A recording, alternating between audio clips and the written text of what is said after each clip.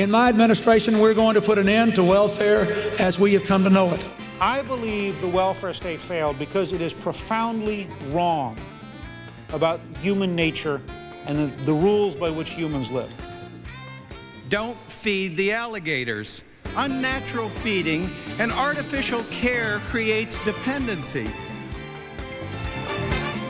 And we must break the cycle of welfare dependency.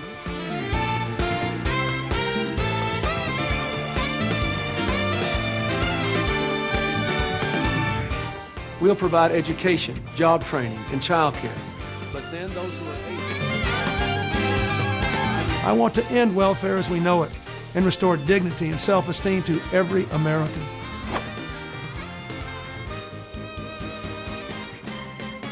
Now, the poorest welfare families are worse off, and we should do something for them. And we ought to, all of us who supported it should admit that.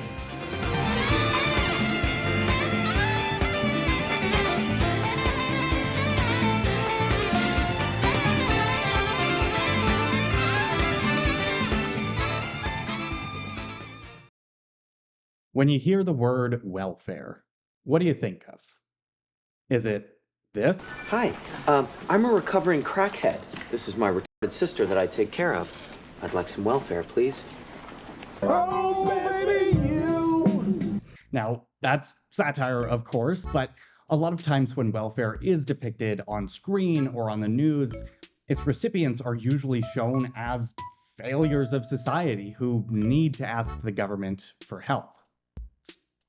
A little bit more complicated than that. Welfare as a concept is when we pool our resources together through taxes to make sure that vulnerable members of our community can meet their basic needs, like food, water, and shelter. This makes sure that all types of people can thrive, from foster youth who aged out of the system, to people with disabilities, to working parents. Right, you know how the Constitution talks about the government's role as promoting the general welfare of the people and whatnot?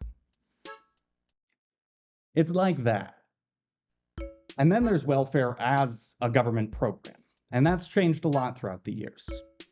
What used to be paying certain single mothers with direct cash payments evolved into paying workers specific types of coupons that make rent or groceries or healthcare more affordable. But when one of those programs are deficient, or there are cuts, this is the chainsaw for bureaucracy. it means there are countless people whose basic needs aren't being met. And when that happens, there can be a rippling effect where losing your home means that it's much harder to hold a stable job, that it's harder to build a family, that it's just harder to participate in society in general. And yet, despite that, a lot of persistent myths and lies are still here about how there's massive fraud, or it causes this debilitating dependency, or that it's somehow a bad thing to make sure everyone can achieve economic opportunity. We'll admit there is some fraud, but might not be coming from where you think. These lies are often spread by people in power who want to make the poor poorer and the rich richer, because that is what happens every single time. But because recipients of welfare are painted as criminals or otherwise failed members of society, whenever there are cuts to welfare, nobody seems to bat an eye.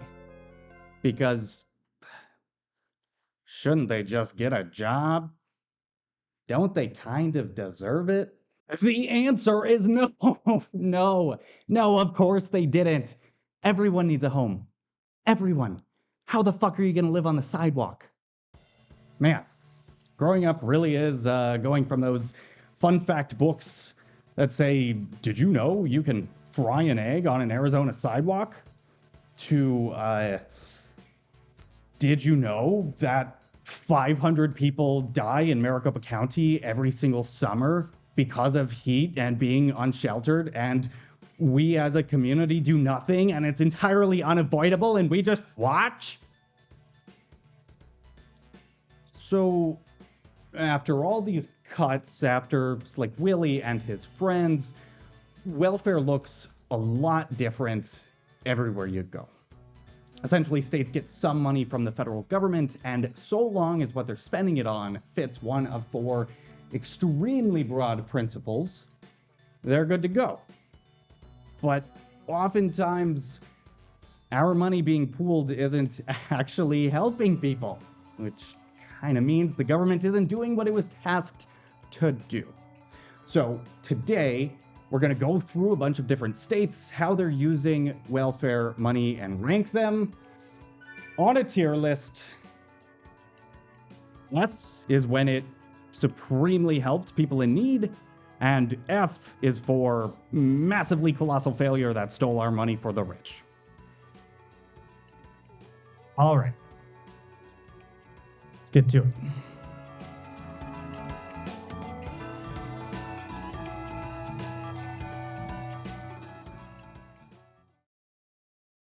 Okay. First on our list, scholarships. Honestly, feeling pretty good about it from the start. I mean, we love education. We love access to higher education. It's great for economic mobility because it teaches you skills to get those higher paying jobs. And so I'm feeling we can maybe an S.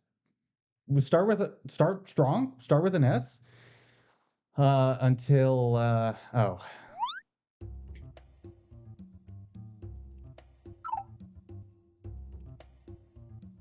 Great.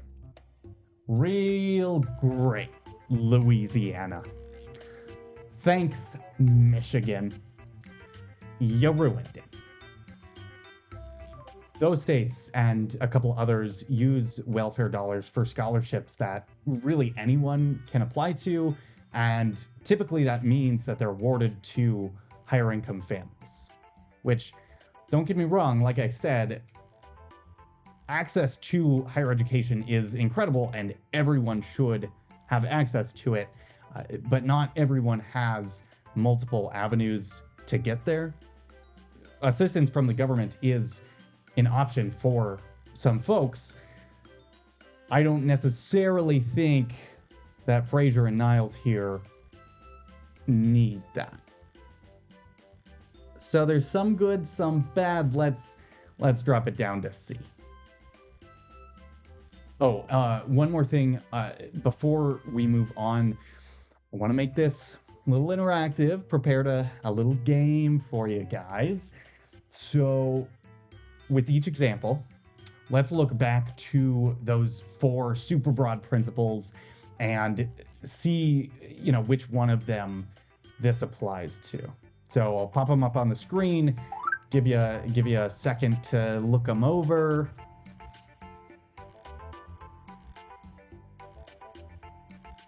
Okay, if you guess number 2, I guess you're right. I don't know. There's the word parents in there, so moving on. All right, next, Brett Favre. What's Brett Favre doing here, Mr. Football Hall of Fame? And he's in front of a volleyball court. Silly goose, shouldn't you be in front of a field or something? Brett Favre. Yep. Brett Favre.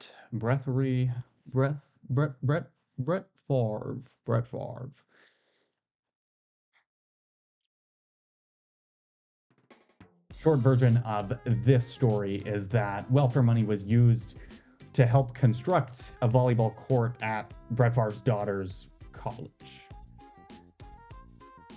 There's a lot more to it than that, though, which thankfully we know because of some incredible reporting from local journalism at Mississippi Today.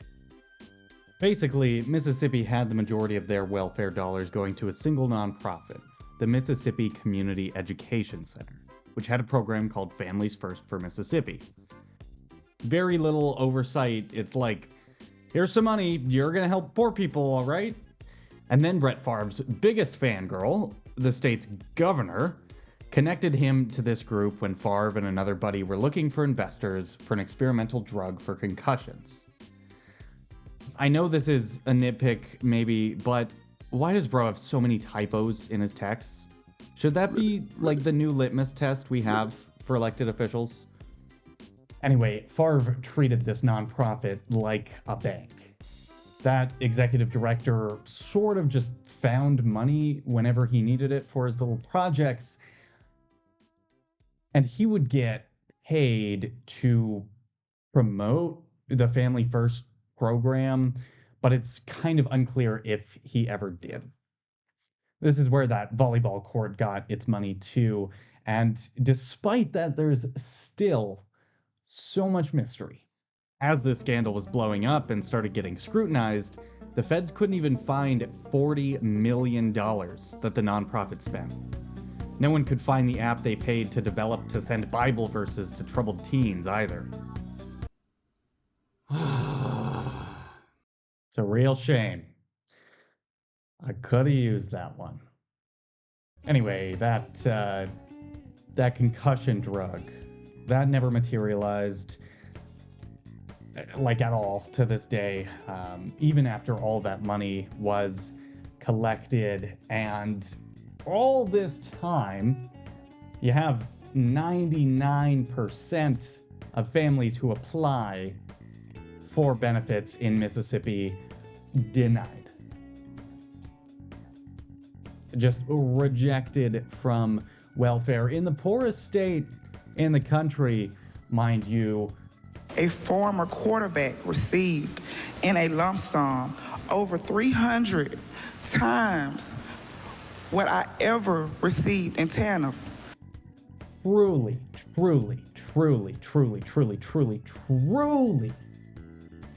stealing from the poor and giving to the rich. So straight F, no further questions. Keep in mind, Favre is extremely rich and has a big old mansion. And at any point, if he wanted to find extra money, couldn't he just sell something like an influencer course or some t-shirts on Etsy? Instead, him and his buddy were like, hey, if you give us this welfare money, we'll buy you a sick car. After Bill Clinton's updates to welfare, there is no outcome reporting, no oversight, nothing. So states can kind of just go hog wild with what they want to do with this money, even if it is a volleyball court for Brett Favre's daughter. Okay.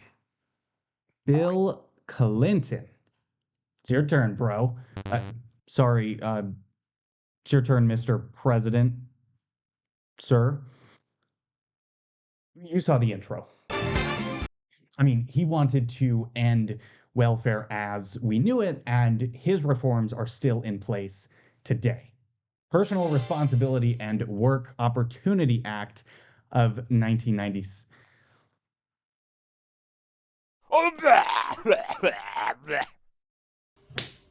Okay, sorry, it's out of my system. I'll be neutral. Leading up to its passage, there was a long-standing uproar about welfare and how seemingly wasteful it was. Politicians were talking about how many people were just stealing from the government. The media was talking about how ineffective it was without explaining why, and so on. For example, there was a lot of talk about people using welfare and becoming dependent on it. After all, you're getting money from the government, so why would you want to get a job or contribute to society? Silly for a few reasons, I guess.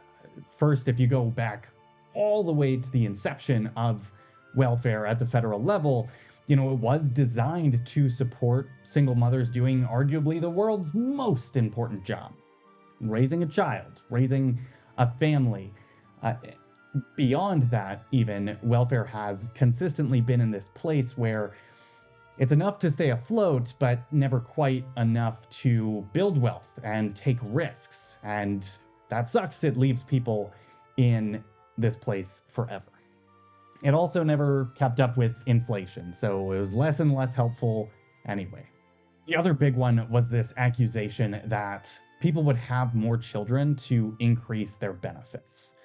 And because this was at a time when only single mothers were eligible, and partly because of the general rule that welfare is cut off if there is a man in the house, fathers are often driven away. The man in the house rule was written to prevent welfare cheating, to make sure that aid to families with dependent children would go only to families headed by mothers. that meant having more children meant you had them out of wedlock. And what I have seen, I'm afraid to say, all over the country is that the legal system works against the best kind of home for these children. We don't encourage parents to be at home with the children. We don't encourage mothers to feel that they can find their destiny as mothers. We take away, in many of the most vulnerable homes, fathers from those homes. Just keep this one in the back of your mind for a while. We'll come back to it later.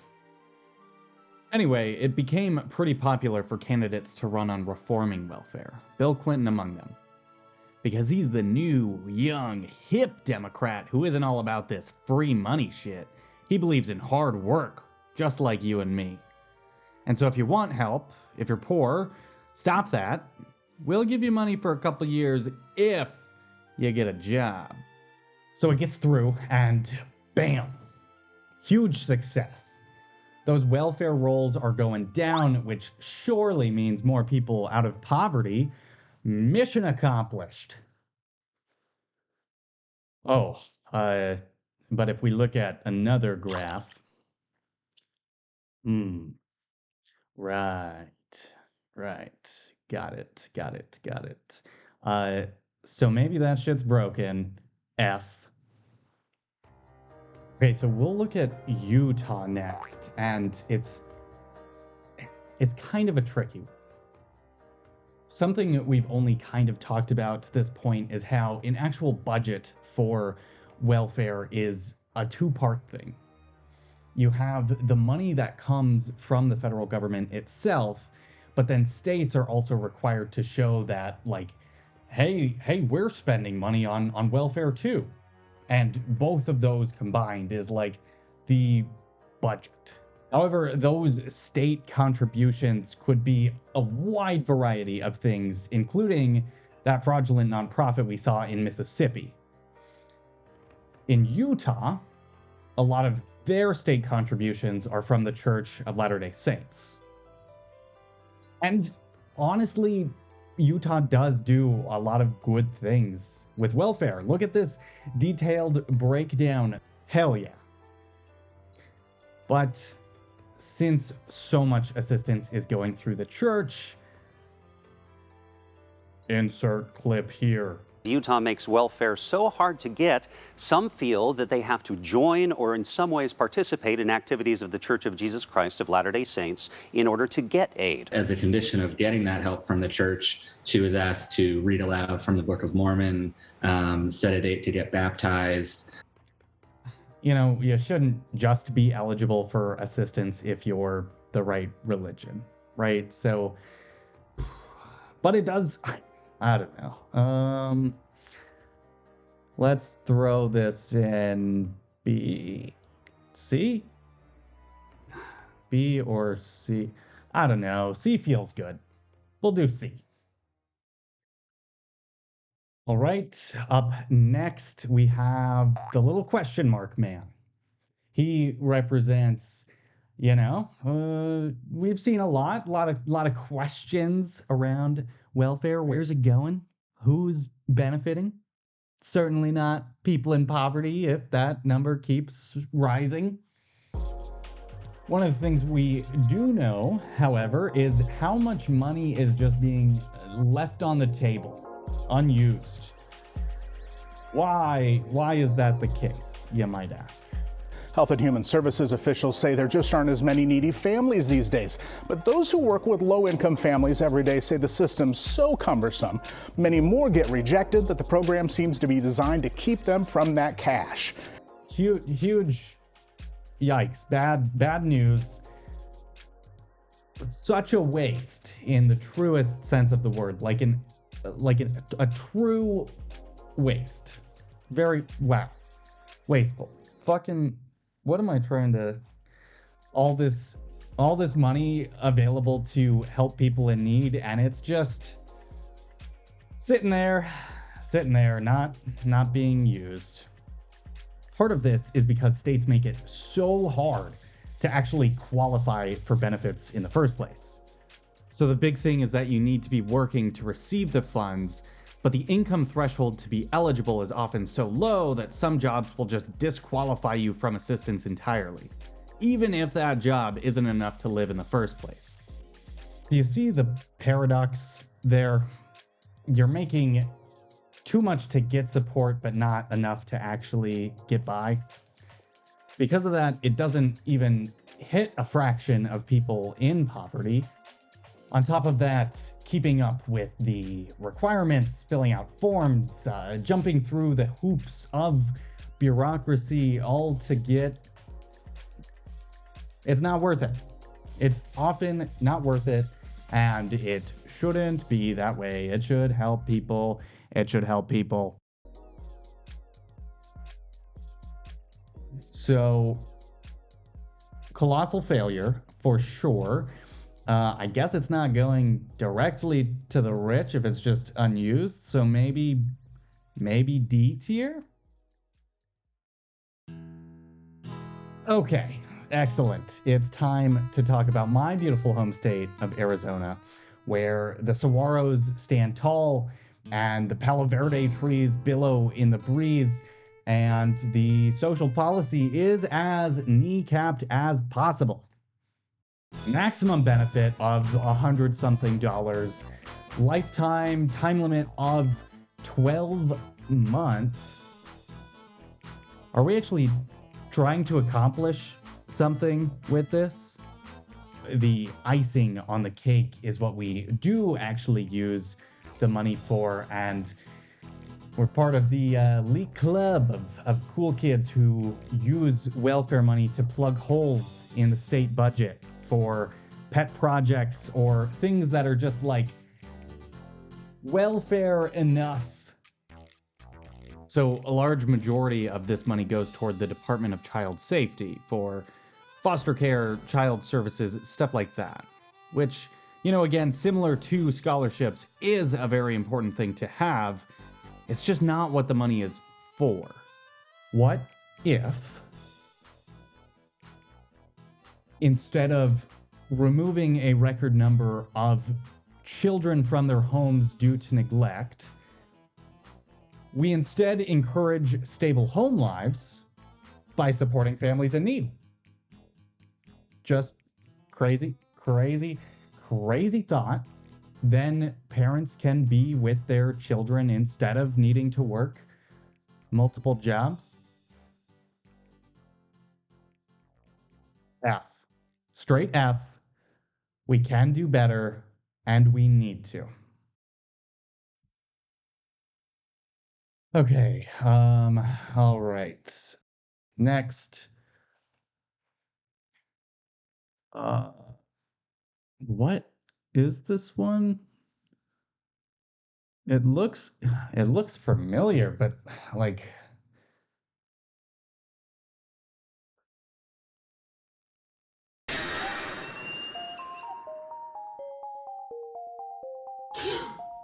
oh no. It's in the house.